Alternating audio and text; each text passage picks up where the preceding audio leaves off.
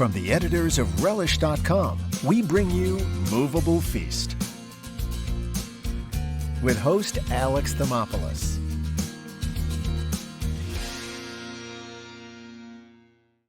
We're in Portsmouth, New Hampshire, and we have a very busy day ahead of us.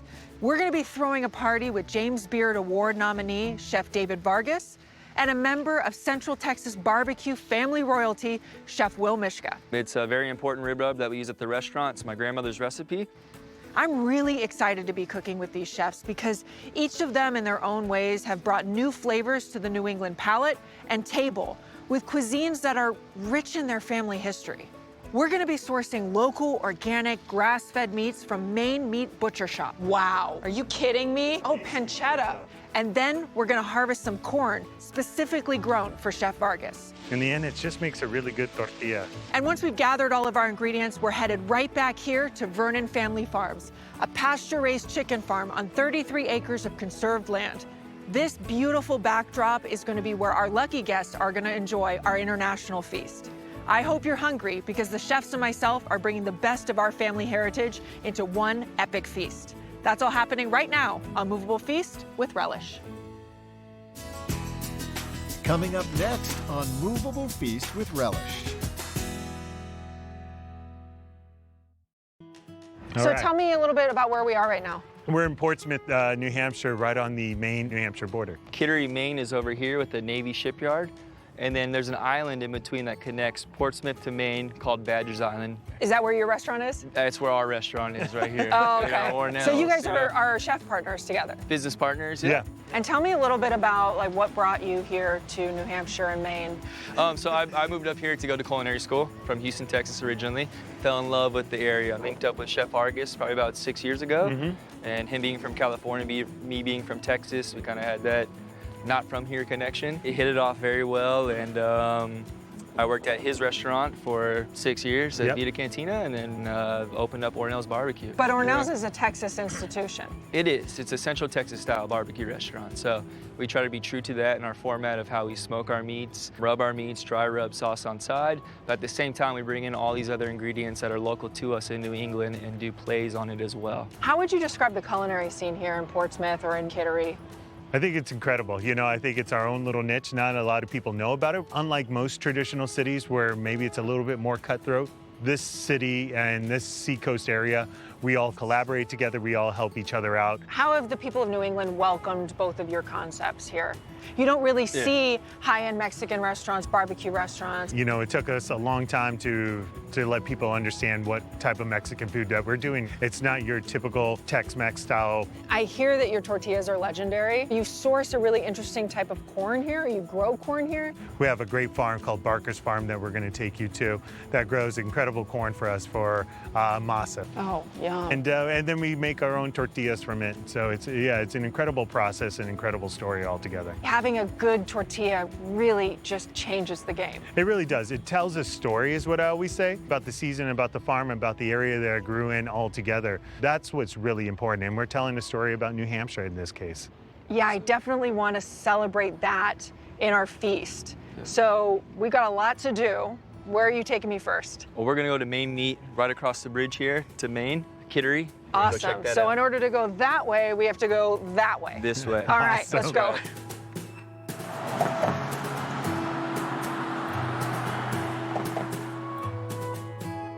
Can you tell me a little bit about this town? It's here right on the southern border, borders Portsmouth. We call it the Brooklyn of the Seacoast. Hop over the bridge and you can hit into the big city of Portsmouth. It seems like there's a lot of like really cute mom and pop shops here. Definitely. Young entrepreneurs starting their businesses. Can you tell me, where did you bring me and why?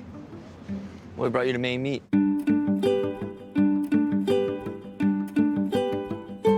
So Maine Meat is where I get a lot of my beef from. They actually make our Texas hot link sausage for the restaurant. Cool. And Shannon and Jared are just great people. Anytime I have a question about a cut or anything like that, they're more than happy to give me a tutorial and stuff like that. So they've been a very important part of my business, Chef Argus's business. There's so many like-minded people like this that can support a small business, as in, you know, or local organic butcher shop.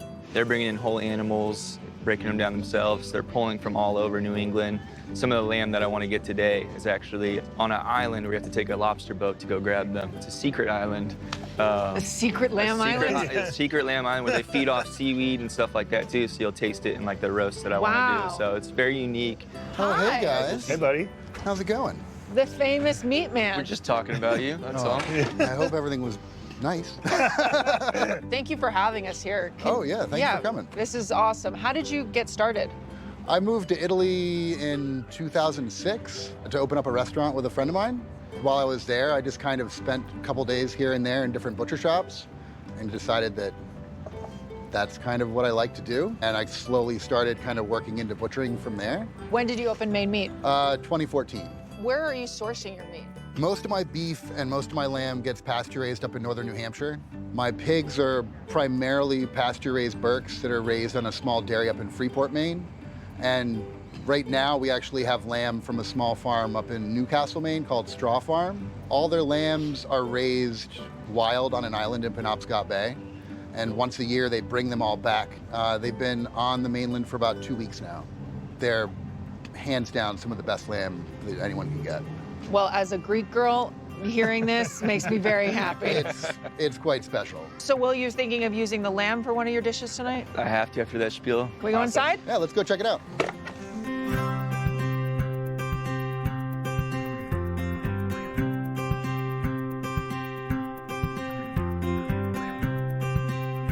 Wow. Are you kidding me? This is Here we amazing. are, Maine meat. God. Yeah. This is awesome. Well, Yeah, welcome. the Oh, case speaks for pancetta. itself. You make that here in-house? We do make our own pancetta, yep. What are some of your biggest sellers here? I'd say that one of the biggest sellers is our dry age steaks. Nobody else is doing dry age around here and like doing it in-house. Right now, our stuff's about 45 days. So what are some of the cuts that you have that are a little bit more unusual that you have some fun with? We have some really interesting little ribs that are coming from the forequarter of the animal. That's what I'm looking at. Kalbi yeah. ribs. They're kind of like cross-cut Korean beef short ribs. Super thin. You marinate them up, do them on a hot grill. They're like beef candy. You know, I think I would love the Kalbi ribs too as an appetizer. My idea is a shishito chutney to go on top of them. I think it's just a good family style appetizer that we could start with, you know? Yeah, that sounds And kind of great. dig in, so. Cool. All right, so you were thinking about doing some Kalbi ribs, and then you're thinking about doing some lamb saddle. Yeah. How much are you thinking about? I think for the feast tonight, I think 24 Kalbi ribs would be All right. great. And then 2 lamb saddles if possible as well. And I'm gonna take about a half a pound of pancetta. All right, well, a You're couple the of man, lamb bro. saddles. Thank you so much. Pile of Kalbi ribs. I love it. Pancetta's for you. Thank Exciting. you so much. So Will we awesome. see you later at the feast? Yeah, I'll come by. Awesome. Awesome. Yeah. Where are you boys taking me to next? Let's go visit our friend Scott at Farkas Farm. All right, let's Do go. it. Awesome. Later, buddy. Take care, you guys. again. It was good to Bye. see y'all. That was cool.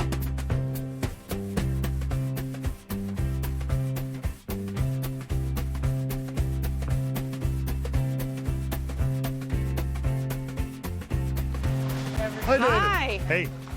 How you doing? How are Doing you? great. How are you? Good. Good. Scott, meet you. this is Alex. Well, thank you so much for having us. You're very welcome. Glad you could be here.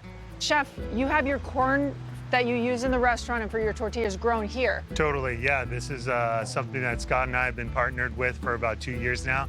Super excited to show you. And how did you guys meet? You know, basically through the community. A local farmer introduced us. We had this tortilla project going, and we needed somebody to grow more acres for us. Scott and I met. Boom, magic is starting to happen now. And what's so special about this corn? We wanted it grown here in New Hampshire for our tortillas, and Scott had the capability, the knowledge, and the acreage behind it. So it was easy kind of pairing together, and we're 2 years now into the project. It's been amazing. This corn is specifically grown for your tortillas, correct? Yeah. So we hope that nobody else will come and try to take it from us because we need every single bit of it. So what are we gonna see today? We're going to drive out to the cornfield, and we're going to see 2 varieties that I grow for David. One called Autumn Explosion, and the other one is an old heritage variety called Wapsie Valley. Okay.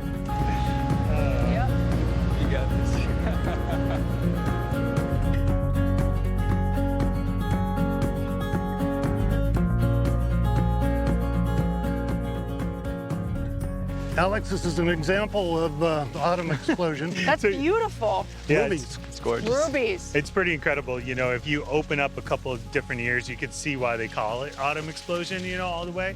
There's just like so many different little varieties. Oh my like gosh. each ear is kind of different itself. The color is amazing itself. You can see that's one of the first reasons we fell in love with it. But in the end, it just makes a really good tortilla. So this flavor from the autumn explosion is super roasty. After you cook the tortilla, you taste that roastiness. The other variety that Scott was telling us about, the Wapsie Valley that he grew this year, has a good like butternut squash / carrot kind of flavor to it. Oh, So that's combined interesting. together, it's like that sweet roasty flavor. When do you know that these kernels are ready? A couple of times a week basis now, I'm going to be picking a few ears and doing a moisture sample until the moisture gets down around 20% in the kernels. And once it's dry, Scott stores it for us, and then we just take it whenever we need it. And how many tortillas do you think one harvest makes? So we do about, I would say about 30,000 tortillas a month. And so What? so this harvest lasted us 30,000 a lot of month? tortillas. Yeah, so we, you know, this harvest lasted us pretty much the whole year. So these kernels really give your tortillas a very specific and special flavor It really that does. nobody else has. Right, exactly. You know, other people definitely grow this variety, but this one's very local to us. You know, the company's, about 10 minutes away from here. This year, we kind of formed a grain alliance, and it was a way for all of us to kind of collaborate together and really use our resources and our knowledge all together about what we're doing in the community as far as different grains, but in this case, corn itself. So we decided to grow Wapsie Valley as well. We have some Wapsie Valley corn planted just on the other side of this tree line, and let's go have a look. I can't get over the colors. Right. It's wild. This is amazing. So it automatically already looks like that carrot butternut squash kind of flavor I'm Right. talking about. Almost looks like sweet corn itself, but it doesn't eat the same way. But to me, it's so special because we're carrying on this tradition that's been passed down generation after generation, very ancient way of practicing making tortillas. And we're carrying it on here with New Hampshire corn. I can't wait to taste one of your tortillas because if the kernels taste this good, I can't even imagine. We're definitely gonna have some tortillas for the feast as well. I think we're gonna make like I'm thinking like a stew out of this corn too in the hominy form. Yum. Yeah. Well, I really hope that our dishes celebrate the hard work that you do every single day in these cornfields. So are you coming to our feast? Absolutely. Yeah? Yes. You'll be there? Yes. Great. Yeah. Okay, so we're gonna head off to Vernon Farms to get started cooking and we'll see you later. Okay. Okay, great. I'm gonna Awesome. get back in my tractor.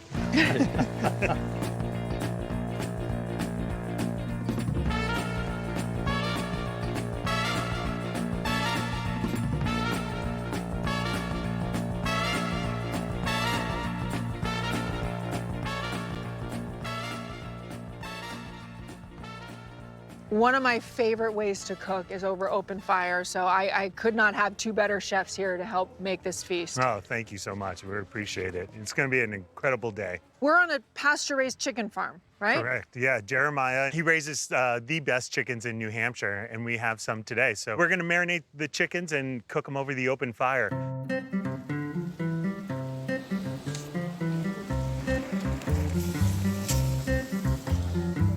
I also went inside his farm store and got these delicious pumpkins that we're gonna roast right on the fire as well. And I think we're gonna use some of Big Scott's corn and make it like a beautiful stew all together. I see all the fixings for like a mole. We're gonna make a great pepita and prune style mole that we're gonna mix right into the stew, and I'll have some fall apples, the pumpkin, the corn. You know, it's just gonna bring all New England at this time of year together in one big pot. I can't wait. So why don't you get those pumpkins on the Awesome. fire? Thank you. And Will, Let's do it. what's going on? What are you gonna make? So as our field trip today to Maine meat, so we have some of the Colby ribs and we have the lamb saddle.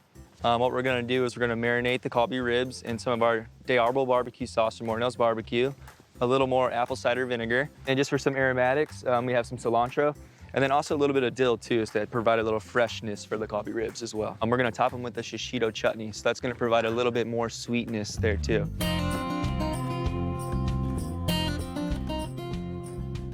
I was classically French trained at culinary school, worked in a lot of nice restaurants, so when it came time to open a barbecue restaurant, you know, we get back to the basics, but I can also add those other elements into what we do at our restaurant too, to be more creative in the process. It's how innovative can we be, but still being true to ourselves, our culture, where we come from, And that's kind of what we're trying to provide here today at this feast. So, That's so awesome. yeah.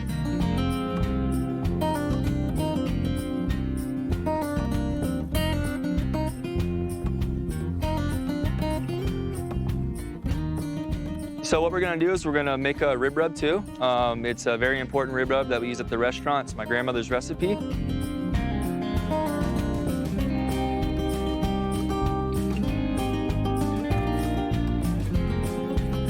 All right, this oil is really hot. So we're gonna sear on all sides, and then we're gonna go right into that smoker.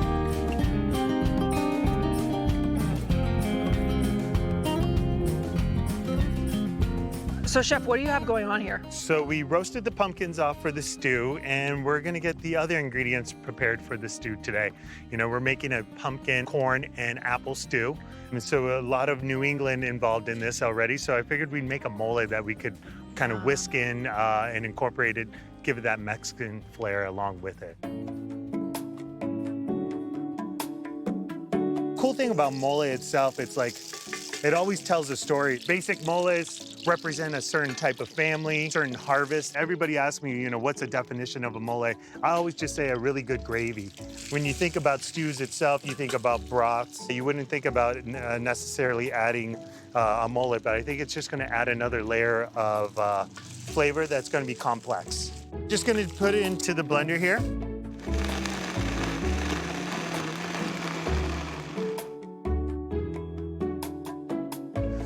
What do you think? Did we do okay? So good. So while you finish up your mole, I'm gonna get my corn into those coals for my dish, and then Awesome. I'll come back here and we'll finish it all up. Perfect. Awesome. I'll Let's see you do soon. it.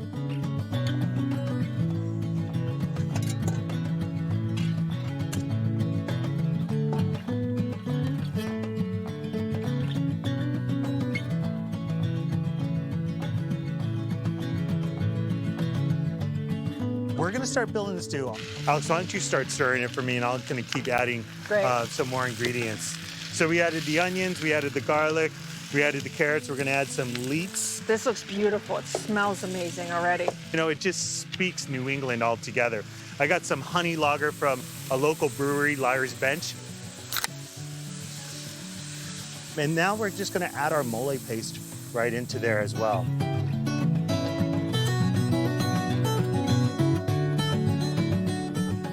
So we have some of this corn that we did the nixtamalization. We took the corn and cooked it with a little calcium. Food's the easiest thing that unites us together. If I came over to your house, you came over to my house, vice versa, either way, sitting down at our table, we are able to enjoy a great meal together and talk, you know? And it's a way to bring all these different cultures together, and it was an easy way for myself and Chef Will to pair. The world could use more of that today too.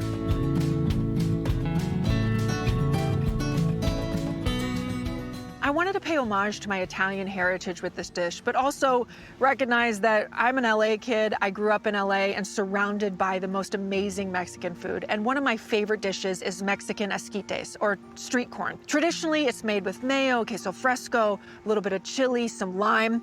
So what I've done is I've thrown this beautiful New Hampshire corn into the fire with the husks on, and I just got it nice and toasty.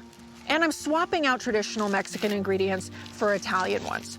So instead of cilantro, I'm using some basil and some parsley. And when I saw the pancetta at Maine Meats Butcher Shop, I knew that I had to incorporate it in this dish. I've got the sweet corn, which is gonna be balanced by that salty pancetta. Delicious. I'm gonna serve this up. I'm gonna top it with creamy burrata. I took a baguette, sliced it in half, grilled it up, rubbed it with garlic. I'm gonna serve that with my corn. It's time to feast.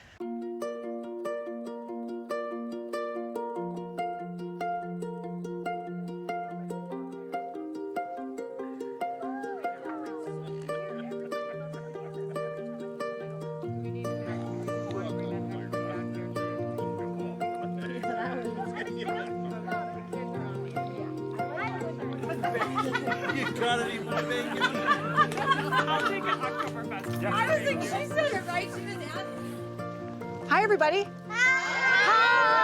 Hey, what's going on? Thank you so much for joining us for tonight's feast. Our meal is a story of where we come from and also where we are today.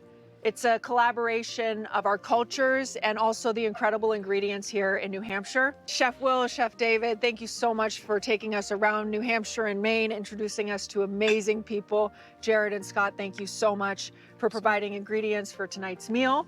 And without further ado, Chef Will, would you please tell everybody what you made? Can you talk about those ribs? Yeah, absolutely. So my man Jared right here provided us with not only the lamb saddle, but the Colby ribs, marinated in our Day Arbol barbecue sauce with a little added ingredients of cider vinegar and herbs. And then we topped it off with a shishito chutney. So talked about the secret island where Jared gets his lamb from.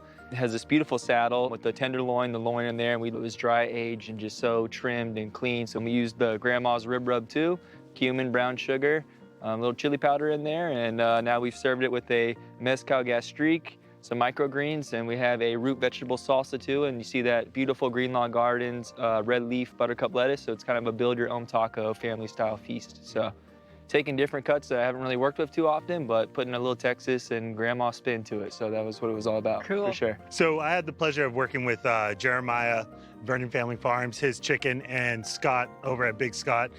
He grows that corn for us that we got to look at today. So we kind of put the dishes together. We took Jeremiah's beautiful chicken and we did a nice marinade on it and then put it over the open fire and watched it slowly cook. And then with the corn, we did the nixtamalization with it, and then we made a stew with the local pumpkin, the local apples, and added our traditional style mole. And it's incredible. You look at Vernon Family Farms and Big Scott's Farm, they're about 10 minutes away from each other. So that story came together all together in food. And I wanted to create a dish that combined where I come from and also my childhood. I'm half Italian and I grew up in Los Angeles. So I grew up with Italian food and a big Mexican community around me. So one of my favorite foods is Mexican street corn, and I wanted to do an Italian spin on that. I took some pancetta from Maine Meats and I incorporated that into some sweet corn that we got from Big Scott's Farm.